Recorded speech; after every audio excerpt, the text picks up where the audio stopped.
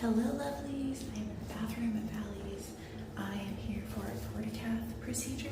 If all goes well, they are going to get blood from it and I'll get to go home. If not, they are going to do a test where they put dye and then do a live x-ray to see if it's malfunctioning, and if it is, I have to have surgery to get it out right away and get a new one in. So, okay, holy crap, I am in like a pre-op room. I have to put on pre-op. I have to get ready for surgery just in case. This is kind of freaky. Okay, fingers crossed, fingers crossed, fingers crossed.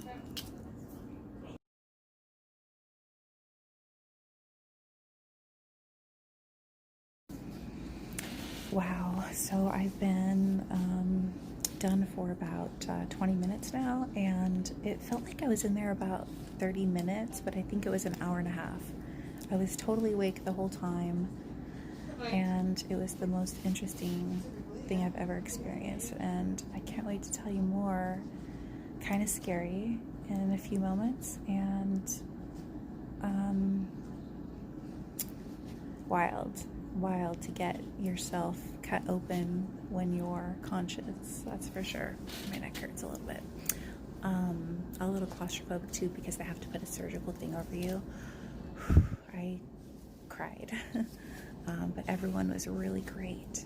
They were really great. So I'm here for 2 more hours while I recover, and I will keep you posted on the rest of this stuff. Okay? Thanks for your prayers. So they had to totally replace, they took out my old port that's 2 years old, and they put in a new one, and they put it in a new spot. So unfortunately, I'll have a second scar.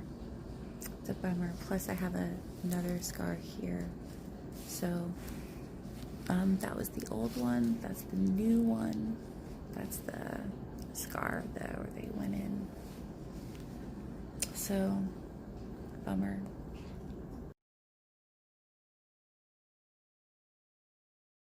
So this little baby's just been snuggling with me since I got home and sitting here, and he doesn't usually do that. I think he knows that I'm not feeling so good. I'm in some pain. Mr. Cookies, you're such a sweet baby. So I want to talk more about my experience of getting a procedure done, a surgical procedure done without general anesthesia, before I forget everything. So I think I've talked a little bit about this already in my videos today, but I kind of want to start from the beginning and then like cover everything, and then I can always cut it out if it's repetitive. But today was one of the scariest days of my life, because number one, I wasn't expecting to get a procedure done today. They talked about the possibility, but it seemed like I don't really think so. I mean, that's possible. I had planned on going in just to get my portacath, see if they get some blood draw, and then if not, get a dye test done where they inject the dye and then they do a live x-ray to see if something's malfunctioning. They were like, this has been in 2 years. You need to get chemo again. We're not going to mess around. We've just got to replace it, basically. And basically, as soon as I walked in the door, they're like, okay, we're going to prep you for surgery. Strip off your clothes, put this gown on. And I was taken aback. Like, I didn't bring anybody with me. I came alone. I drove alone. And I was not prepared mentally or emotionally for a procedure where I knew I would be awake for. And it scared the living crap out of me. I got the port in the first time during my lumpectomy, so I was like out. And the notes on my chart even say extra anesthesia when they went to do this. So I was feeling quite nervous and scared. And my first impression of the crew, of the one gal who was kind of like taking care of me, I guess, going through the whole initial process of checking me in, I'm a little fuzzy still. Didn't get a warm fuzzy from her, and I didn't like it. And then when the surgeon came in, he was just kind of matter of fact and a little too cold, and I went to this place of deep fear. I wanted to run. I wanted to get the hell out of there. And I thought to myself, I don't want to be here at Valley. I want to go to my favorite hospital, which is St. Anthony's. And I just wanted to reset. I wanted to just be done, like get out of there. Okay, so I talked to the surgeon, and I really wish that I had had my voice recorder on so I could have like everything that they said will help me remember. But they were just talking about how they actually wanted me to not do it today and come back because they wanted me to get a COVID test, and that takes like 72 hours, and then they reschedule. And I was like, well, I just don't think I can wait that long. And I said, no, I feel like I might be getting treatment as soon as Monday, and this just needs to happen now. And I just braved through it, and I got scared. I had a little mini panic attack. I messaged my boyfriend, and he talked me through it, and then I was able to call him and talk through it, and I was able to talk to another girlfriend who actually had her procedure done at the same place, and she said when she had hers done, they were amazing, and that made me feel a lot better. And then when one of my surgical nurses came in to talk to me, he was great.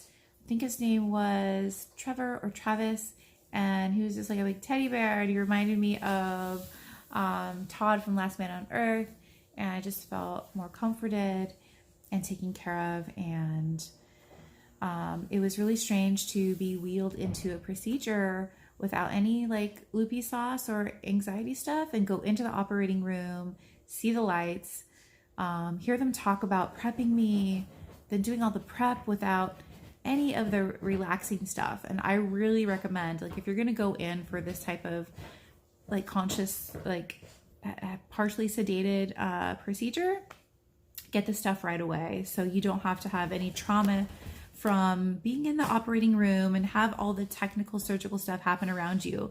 Like, it's really cold and it's really real and it's a bit nerve-wracking. So that's my recommendation. When they put the blue tent over my head, I'm claustrophobic.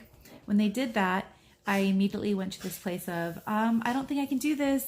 Am I gonna have to have this over my head the whole operation? I'm sorry. Plus I had a mask on, and plus I had oxygen tube in my nose. So it was like a triple whammy, and I was like, okay, I'm sorry. I'm having a hard time right now. And then they said, okay, let's give her the stuff. So they gave me some of the medicine. I instantly relaxed. They took the mask off of me. I didn't have to wear it. They got the tent all situation. They pulled it back so I could, and I was turned sideways like this because this is the side I had surgery on. So I had to turn my head, and they pulled it back as far as they could so I could breathe. I could see out of it up there, and it wasn't as bad. And then the medicine just made me relax. I don't know if it was twilight meds. I have to go back and look at my chart. Maybe I'll grab that part of the video. I took pictures before I left of all the things, like the timeline of everything from my paperwork, because that's not the kind of stuff they don't really give you. And I want that knowledge because I was looking for what happened at a certain point in my procedure. They had to stop and take a break, and I wanted to know why. And I know that I didn't feel right. So I'll get to that. Okay, so they give me the sleepy sauce, and I kind of feel tired, but I'm totally conscious the whole time. Awake, I hear everything. I remember everything, at least right now. I remember he said, okay, injecting you with pain meds. They inject localization needle. So the plan was to pull out the old port, and he actually did not want to put the new one in the same spot, because my old one, I'll show you, is in this beautiful spot. So when I had my lumpectomy, my surgeon I look like I have wrinkly skin with all this tape on me. My port was right here, beautifully healed. You can barely see the scar. It's kind of in this little fold right here. So it's really like camouflaged. And evidently my tube was going kind of into the armpit, which is more comfortable, but sometimes can cause more problems. So his procedure, the way he does 90% of his ports, is so he moved it. So he took this one out and he put this one here, which is kind of in a, I don't really like this spot, and summer's coming up, and I'm gonna have this big scar and port just like sitting here. You couldn't even tell I had a port over here. I'm trying not to complain. And then this is going to be another scar from, they had to put a catheter in. I'm not sure exactly the procedure, but the catheter has something to do with the tube and how they connect the tube. So they create the spot, I think, for the catheter comes in this way and connects here. I'm not exactly sure. I didn't do a ton of research on how the port is like in there and that runs through the vein. I know that. And so getting it out was the easiest part. I was surprised like how well I was doing. I was having conversations. One weird part though was when so there's one gal in the room. So there was my nurse, he was a guy. There was the scrub tech, he was a guy. Then I'm not sure the gal if she was like taking the notes or what she was doing, but about 10 or 15 minutes, that's at least my time perception. It might have been longer because that's where the time was kind of off for me. It felt like I was in there for about 40 minutes and turns out I was in there for an hour and a half. So she all of a sudden says, and I can hear her, I'm like wide awake. She said, I'm going to pass out. I think I'm going to pass out. They're like, okay, let's get you a chair. Do you want to sit down? She's like, okay. Then they're like, no, why don't you go get some fresh air? So she like left and I'm like, oh, I kind of had to make a joke. I'm like, so, what's happening over there is pretty messy, huh? Something like that. Like, oh, must be pretty rough looking. And then, Travis or Trevor, he said, no, it's not that. It's just, you know, it gets really hot in here. We have to wear the masks and we have the gloves and we have extra layer protection. I think she just got warm.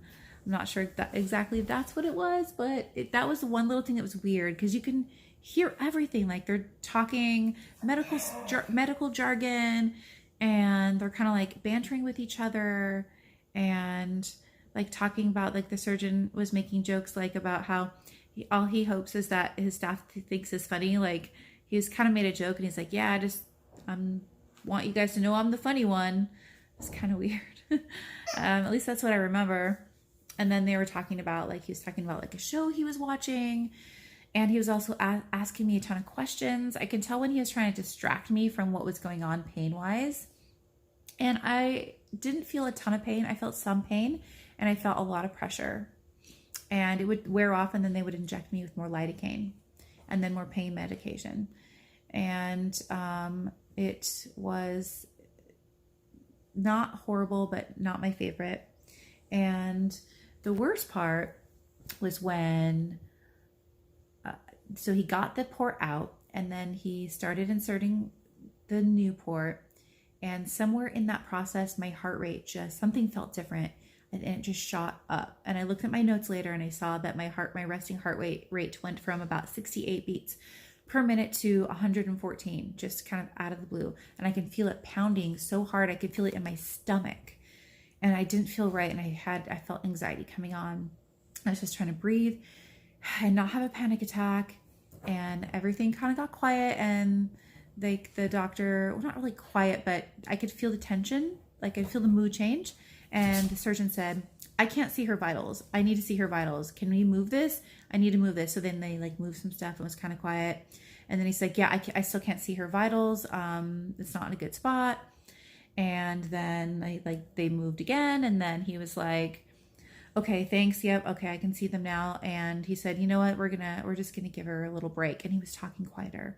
So everything kind of got quieter voices. And he said, okay, we're just going to give her a break. And then Trevor or Travis, I can't remember, was over by my head. So he was kind of here and he came over and I was kind of afraid to ask, but I did. I said, is everything okay? You know, is everything okay? I needed to know everything was okay. He said, oh yeah, everything's okay. And we just waited. It felt like maybe, I don't know, 10 minutes, but it could have been longer. And then I kind of calmed down a little bit and then he finished and then he asked me some questions during some mega tugging when he was like pushing that catheter, that's the port tube like in me. Gosh, it felt so weird. And he was just asking me questions about my boys, trying to distract me. And I was just waiting for it to be over and was really, really relieved when it was over. And they said I did a good job and everything was fine. And I just was, yeah, I didn't lose consciousness the entire time. And I remember, at least right now, I feel like I remember everything. And I don't know how unusual that is, but I don't think I ever want to do it again. I know I don't ever want to do it again, especially the beginning part leading up to it. It felt just so terrifying because I didn't know what to expect. And if you are going to go through this and you find this video because you want to know what it's like, I don't want to scare you. I want you to know, like, it's better than it seems like it's going to be. And the most important thing is to be calm and be your own self-advocate. Get the relaxing medication as soon as you can. Have someone there with you for your support, even if they're not in the operating room with you, knowing that they're going to be right there with you before you go into surgery and when you come back out. And if you can get a port inserted maybe when you're having surgery. I know, like, going under general anesthesia is not considered safe for something like this. Like, the risks outweigh the benefits. You have to know yourself and what you're capable of. And I got through it. I made it. They did not give me any pain meds. And I'm pretty tough, but I feel like I think the average person is going to want some pain meds, more than Tylenol or ibuprofen. I took some ibuprofen and I'm sore. Like, I can't. My neck hurts right here.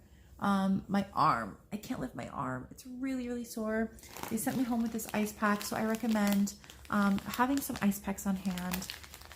I have some at my other house. I'm not prepared here at this one. And just be ready to rest and take it chill for the rest of the day. Oh, what else? I'll record little tidbits more as I think of them because it was quite an experience.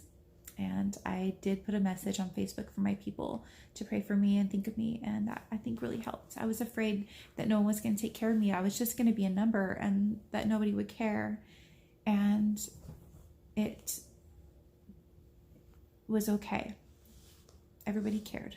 So that's the most important part, to feel that you're cared for. And if you don't have that confidence in your staff and your people, wait or find somebody else, because that's so important. Okay, I'm going to take a little rest. This is already over 12 minutes. Wow. Okay.